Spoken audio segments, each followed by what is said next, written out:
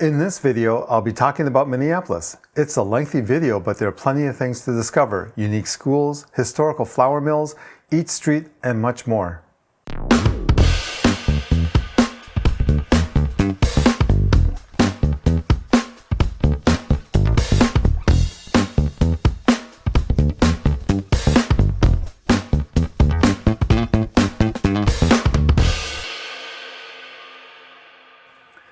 I know this is a video about Minneapolis, but I have to first take a jump back to Fort Snelling, as it plays a part of the history of Minneapolis. Fort Snelling was one of the first important areas of Minneapolis, and much of the early laws revolved around what could and couldn't be done with military land. For example, one could not build a residence on military land. However, by 1850, Colonel John Stevens finagled his way into 160 acres near the falls, now the site of downtown Minneapolis, which the government gave him as payment of sorts for operating a ferry. From these beginnings, Stevens and others planned the town of Minneapolis, which was put into fruition in 1856. The name itself, originally Minneapolis, was derived by combining Minnehaha, meaning waterfalls in Sioux, not laughing waters as commonly believed, and polis, Greek for city. The H was dropped, giving the current name the city of Minneapolis, which means city of waters. Minneapolis officially became a city in 1867. Minneapolis is the largest city in Minnesota and is a city with a rich history. The majority of the settlers came to Minneapolis in the 1830s because of St. Anthony Falls, which was the largest water source of power in the Midwest. The falls themselves were named by Father Lewis Hennepin, who was one of the earliest explorers of Minnesota. Even though early on, the east side of the river was the place to be, with Franklin Steel opening the very first privately owned sawmill, eventually the west side of the river grew into a place to be as well.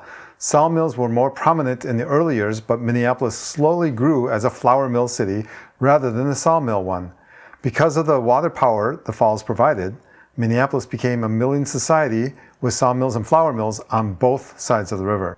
Two prominent flour mills of the day, Washburn Crosby Company Mill, now General Mills, and Pillsbury Company Mill, were fierce rivals. In 1880, the Washburn Crosby Company flour won a national competition which was never held again, and they named their flour Gold Medal Flour decades later because of it. In response, Pillsbury Company put out a blue ribbon on their bags and called their flour Pillsbury Best Flour. At the beginning of the 20th century, the flour mill business began to decline. The flour mill companies could see the writing on the wall and began diversifying. Washburn Crosby Company bought a television station, and the call letters were, and still are, WCCO in honor of the company. They merged with some national mill companies in 1928, changing their name to General Mills.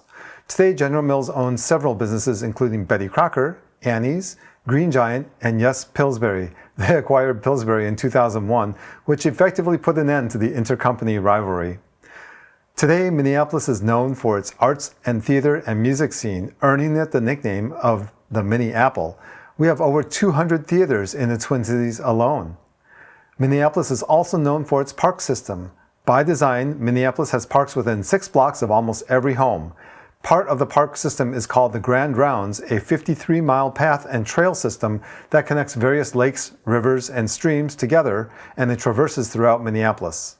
Minneapolis and the surrounding Twin Cities is also known for several Fortune 500 companies, including the aforementioned General Mills, along with Target, originally Dayton's, 3M, Best Buy, originally The Sound of Music, Medtronic, United Health Group, Ecolab, US Bank, and more. Minneapolis has 83 residential neighborhoods, and in this video I break it down into sections of Minneapolis. On my website, I have some pages that talk about individual neighborhoods like Kingfield, and some by neighborhood organizations like Hale Page Diamond Lake, and some by sections such as Northeast Minneapolis. Minneapolis has different sections: North, Northeast, Southeast, South, and a special section of South called Southwest. Each section has its own vibe and attractions. The dividing lines are basically the Mississippi River, which divides the east from the west, and the Hennepin Avenue that divides the north from the south.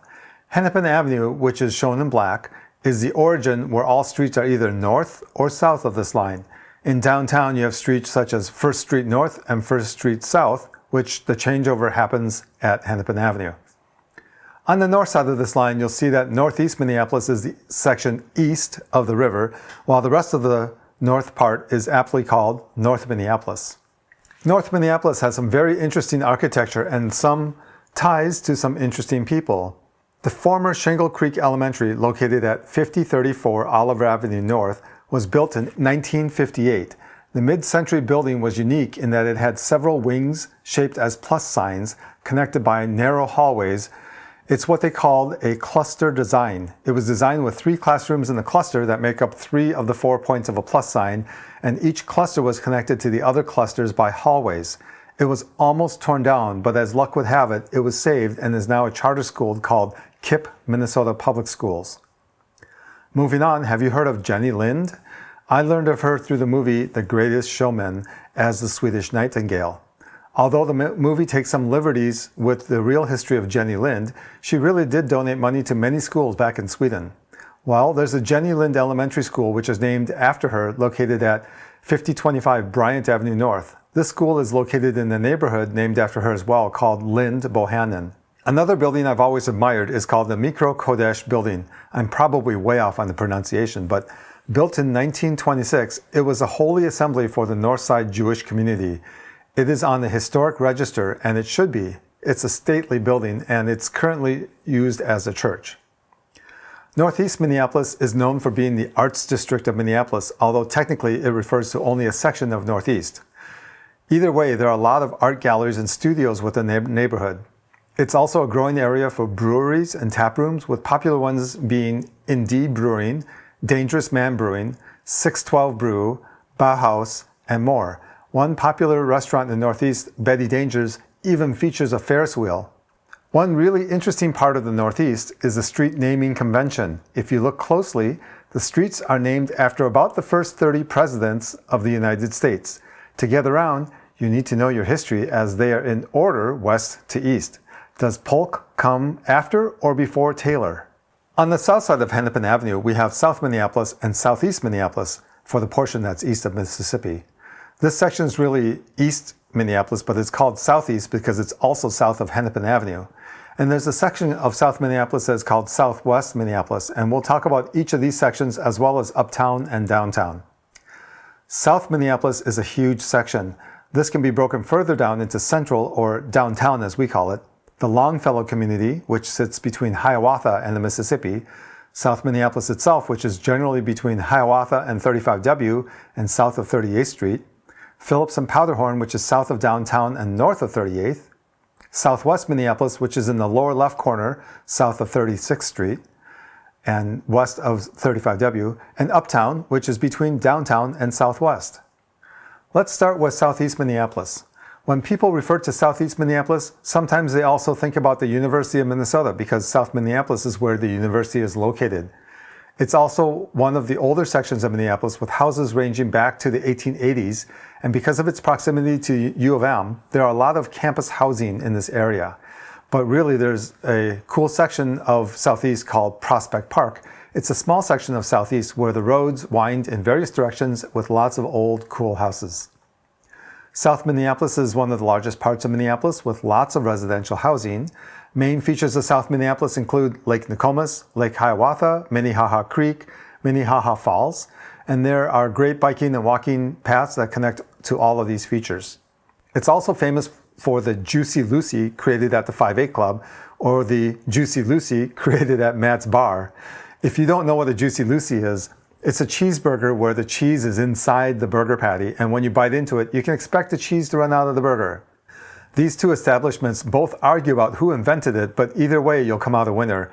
And if cheeseburgers aren't your thing, Eat Street could be. There are so many restaurants, it's hard to count.